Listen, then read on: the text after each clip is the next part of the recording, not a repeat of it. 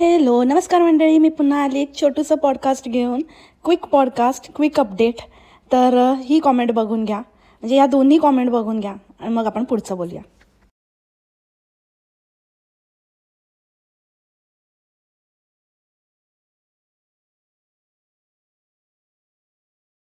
So तुम्हाला माहितीच आहे की परवा मावसाडला एक कॉमेंट आलेली तिच्या साडीच्या कंप्लेनबद्दल. म्हणजे कोणीतरी परचेस केली आहे आणि तिला असं तिची फसवणूक झाल्यासारखं वाटतंय. क्वालिटीमध्ये फसवणूक झाली आहे, प्राईस वाईज फसवणूक झाली आहे. तर तिने ती कॉमेंट केली आहे, तर जी मी तुम्हाला कालच्या पॉडकास्टमध्ये पण दाखवली होती. तर त्याला मावसाडने आपलं पॉडकास्ट आल्यानंतर हा रिप्लाय केला आहे.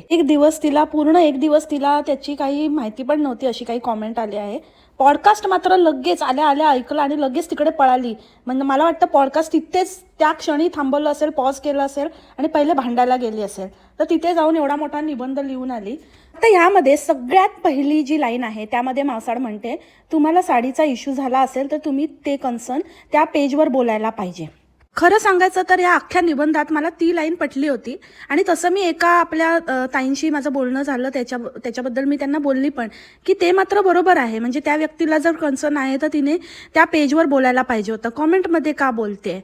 पण कसं असतं ना, देव बरोबर मला माझ्या प्रश्नांची उत्तरं देतो. जेव्हा मी ह्यांच्या बाजूने काही थोडासा पण यत्किंचितही विचार करायला सुरू करते ना, तेव्हा देव मला ती रियालिटी समोर आणून देतोच, की बालिके, तू चुकीचा विचार करत आहेस. तू असं कसं या व्यक्तीबद्दल चांगला विचार करू शकते. तुला ही व्यक्ती चांगली कशी वाटू शकते. चांगली म्हणण्यापेक्षा तुला कसं वाटू शकतं की ही काहीही बरोबर बोलू शकते. नाही बालिके, नाही. आणि मग मला ही दुसरी कॉमेंट आज समोर आली. म्हणजे आज एक मावसाडे व्हिडिओ टाकला ज्याच्यामध्ये ती साड्यांचं प्रमोशन करते आहे, स्वतःच्या साड्या डिस्प्ले करते आहे, सो कॉल्ड हॉल करते आहे. तर त्यामध्ये ही कॉमेंट, म्हणजे अशा बऱ्याच कॉमेंट आहेत आणि मावसाड सगळ्यांना थँक्यू बोलते, ग्लॅड यू लाईक इट. आणि हे ग्लॅड यू लाईक इट वगैरे जे असतं ना, ते ऑटो जनरेटेड रिप्लाय असतात बरं का.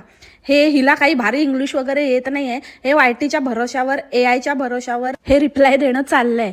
पण मावसाडे, let me tell you one thing, की कधी कधी चुकीचे पण रिप्लाय असतात बरं का. ते AI त्यातनं काय मतितार्थ काढतंय, त्याला काय समजलंय, आणि बऱ्याचशा कॉमेंट मराठीत असतात, त्याच्यामुळे ते कसं डिकोड करतंय त्याच्यावरती ते रिप्लाय जनरेट होतात. सो कधी कधी चुकीचेही रिप्लाय जनरेट होतात आणि मजा येईल कधीतरी. म्हणजे असं हिने असा जनरेटेड रिप्लाय पोस्ट केला आणि तो चुकीचा निघाला तर. एनिवेज, तर मी हे सांगत होती, तर मावसाडे, आता जे काही तू दाखवतेस, हॉल करते आहेस किंवा प्रमोट करते आहेस, ते पण तू तुझ्या पेजवर कर ना. मग त्याच पेजवर कर. तू का वायटीवर करते? आणि मग जर तू ते वायटीवर करतेस, जर तू करू शकतेस, तर लोकही तुला कॉमेंट करूच शकतात की. का नाही करू शकत? काय राव, असं थोडीच चालतं. आणि हीच गोष्ट तुझी चाटुकारिता करणाऱ्या व्यक्तींना का नाही लागू होत?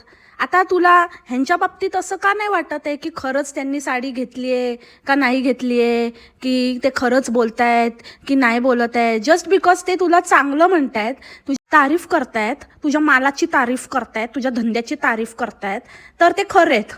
आणि ज्यांना काही प्रॉब्लेम आहे, ज्यांनी आपले इश्यूज सांगितले, तर त्यांना तू क्वेश्चन करणार की तुम्ही खरे आहे का खोटे आहे, की खोटे आहे की खरे. वा अरे वा, आली मोठी. Rule is rule. मग ह्यांना पण सांग की जे काही आहे साडी रिलेटेड ते पेजवर कॉमेंट करा. इथे का कॉमेंट करताय? आणि सगळ्यात आधी तू इकडे व्हिडिओ बनवणं बंद कर. तू हे सगळं हॉल करणं, तुझ्या साडीचं प्रमोशन करणं, इथे तुझ्या धंद्याचं प्रदर्शन मांडणं बंद कर. तू तुझ्या पेजवर कर, लोक पेजवर कॉमेंट करतील. लोका सांगे ब्रह्मज्ञान, स्वतः मात्र गाढवाकडनं वेद वदवणारी घुस घाण. चल चल हवे निकल लढेन. 700ला मला साडी आणून द्या म्हणे. बघ, आठ पाहतोय म्हणे मेसेजची. तू आठ पाहत बस. तुला कोणी भाव देत नाही तिथे, समजलं ना. बस आता तिथेच ठाणाणा करत. ज्यांनी ते हळूच बोललेलं ऐकलं ना, त्यांना कॉंग्रॅच्युलेशन. आणि ज्यांना नाही ऐकायला आलं त्यांना जाऊ दे नेक्स्ट टाईम. ओके. ते असं इम्प्रॉम्प्टू काय म्हणतात ना, इंटेन्स इमोशन होते, ते आपोआप असे बाहेर आले, आपोआप. सो आजच्या पॉडकास्टमध्ये इतकंच होतं आत्ताच्या. भेटू आपण थोड्या वेळात दुसऱ्या पॉडकास्टमध्ये, मोठ्या पॉडकास्टमध्ये. तोपर्यंत एन्जॉय, बाय, टेक केअर.